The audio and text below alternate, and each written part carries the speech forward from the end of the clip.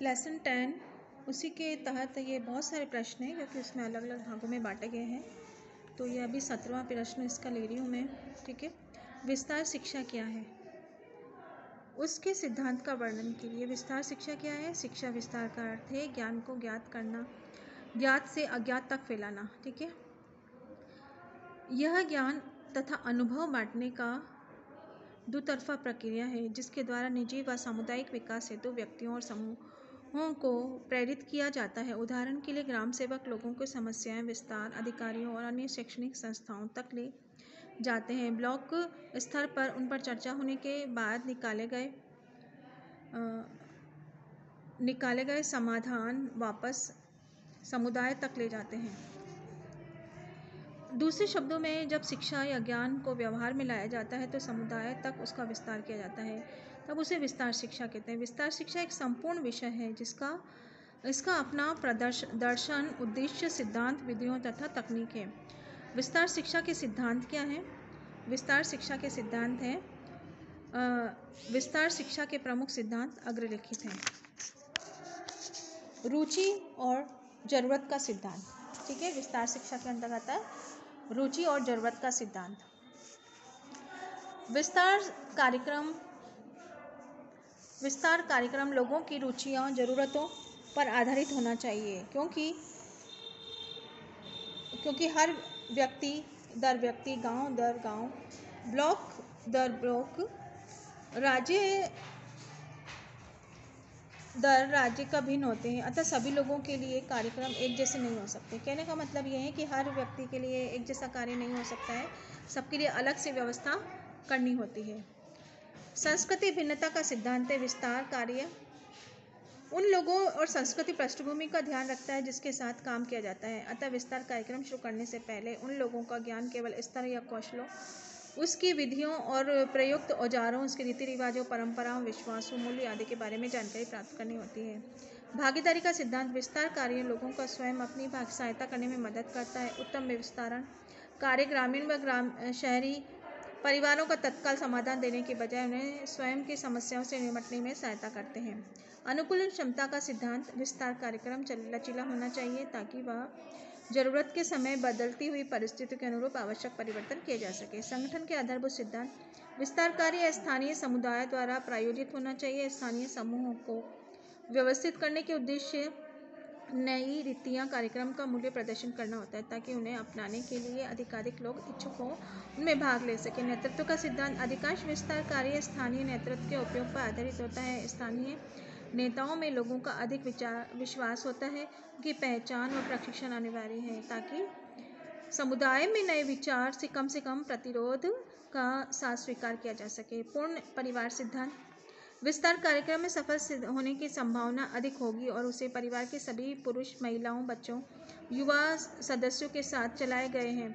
सहयोग का सिद्धांत विस्तार एक सहकारी कार्य है। यह एक संयुक्त लोकतांत्रिक उद्यम है। इसमें लोगों के एक साझे उद्देश्य के लिए अपने गांव, ब्लॉक और राज्य के अधिकारियों के साथ सहयोग करना होता है। संतोष का सिद्धांत विस्तार शिक्षा के प्रयास का अन्य उत्पादक संतोष है जो भागीदारी के रूप में मिलता है। किसी समस्या के समाधान करने, कोई नया कौशल प्राप्त करने, व्यवहार करने, कोई नए अन्य परिवर्तन लाने के साथ दक्षता है। मूल्यवान का सिद्धांत मूल्यांकन विस्तार विज्ञान की विधियों पर आधारित है, अतः इसका सतत मूल्यांकन करना होता है। उदाहरणतः एक ग्राम सेविका महिलाओं की पोलियो की बच्चों को प्रशिक्षण के बारे में बताती हैं। इसके बाद यह भी मूल्यांकन करें कि पोलियो का मामले में कमी आई है या नहीं आई है, जो दवाई दे रहे हैं उसका क्या असर उसके ऊपर हो रहा है नहीं हो रहा है। निम्नलिखित परिस्थितियों के दो अन्य अत्यंत उपयुक्त विस्तार विधियां चुनें और उसका वर्णन करें। लड़कियों के लिए शिक्षा की लोकप्रिय बनाना, घर के काम में हाथ बटाना और आदमियों का महत्व, प्रदर्शनियों में एक तर्कसंगत अनुक्रम में जानकारी दी गई है। नमूनों, मॉडल, पोस्टरों, चित्रों, चार्टों, सुव्यवस्थित प्रदर्शनी। यह प्रदर्शित चीज़ों के आगंतुकों की रुचि को पैदा करना आयोजित की गई जाती है। प्रदर्शनियों और प्रयोगों विविध विषय के लिए किया जाता है तथा आदर्श गाँव की योजना बनाना, सिंचाई के लिए उन्नत रीतियाँ दिखाने के लिए दृश्य होता है। अब दृश्य दृश्य श्रव्य साधनों का प्रयोग यथा मुद्रित सामग्री, साहित्य, बड़ी संख्या में साक्षर लोगों की जानकारी देने के लिए समाचार पत्र पत्रिकाओं में बुलेटिन,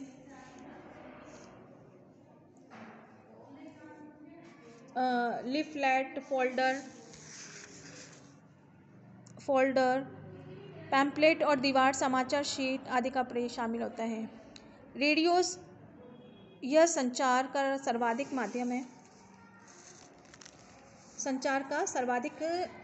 माध्यम है जो बहुत कम खर्च पर किसी भी समय लोगों के एक बड़ी संख्या में बात पहुंचा सकता है। टेलीविज़न यह संचार की शक्तिशाली माध्यम है।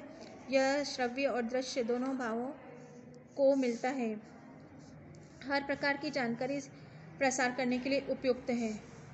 चलचित्र सिनेमा लोगों की रुचि पैदा करने के चलचित्र और प्रभावी साधन है, क्योंकि इसे देखने से सुनने से साथ साथ अनुभव भी होता है।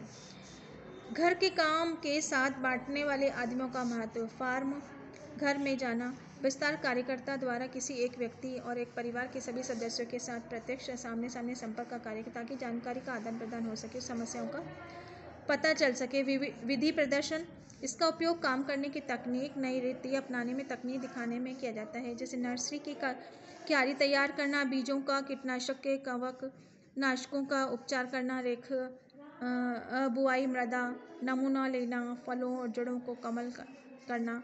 भारतीय वस्त्र कला की प्राचीनतम के बारे में जानकारी किन ऐतिहासिक स्रोतों से मिल सकती है? दीवार पर बने हुए मूर्तियाँ और कपड़े पहने मानव चित्र दर्शाने पुरातत्व अभिलेखों से पता चलता है कि 20,000 वर्ष पूर्व वस्त्र बनाने का कला जानता था। प्राचीन साहित्य के संदर्भ में गुफाओं तथा भवनों की दीवारों पर चित्रकारी में भी हमें बारे में जानकारी मिलती है। ऋग्वेद और उपनिषद में विश्व के सृष्टि के वर्णन करने के लिए कपड़े का प्रयोग एक प्रतीक के रूप में किया गया। इन ग्रंथों में विषय देवताओं द्वारा बुना गया कपड़ा कहा जाता था। पृथ्वी पर प्रकाश व अंधकार वाले दिन रात को तुलना जुलाहे से करघे की शटल की गति से की गई थी। कपड़े के टुकड़े टेराकोटा, कतले, कास्त, सुइयाँ मोहनजोदड़ो की खुदाई के स्तर पर मिली है। इस बात का प्रमाण है कि भारत में सूत की कताई, बुनाई, रंगाई, काशीदारी परंपरा कम से कम 5,000 वर्ष पुरानी है। प्राचीन साहित्य ग्रीक, लैटिन, भारतीय पक्के रंगों का उल्लेख मिलता है, जैसे भारतीय कपड़ों पर रंग उतना ही चिरस्थायी है जितना कि बुद्धिमानी है। लगभग 15वीं शताब्दी से ही भारतवर्ष में सबसे बड़ा निर्यातक रहा। यूरोपीय राष्ट्रों द्वारा विभिन्न ईस्ट इंडिया कंपनी के स्वतंत्र भारत में वस्त्र व्यापार के साथ संबंध थे। तो हमें इसके बारे में जानकारी मिल रही है। नेक्स्ट वीडियो में आप लोगों को नेक्स्ट प्रश्न के बारे में आपको बताएंगे। ठीक है, तो आप लोग एंजॉय कीजिए, अच्छे से पढ़िए और इसको देखेंगे 2-3 बार तो आपको अच्छे से समझ में आ जाएगा। होमवर्क करना है तो आप होमवर्क कर सकते हैं इससे। ठीक है।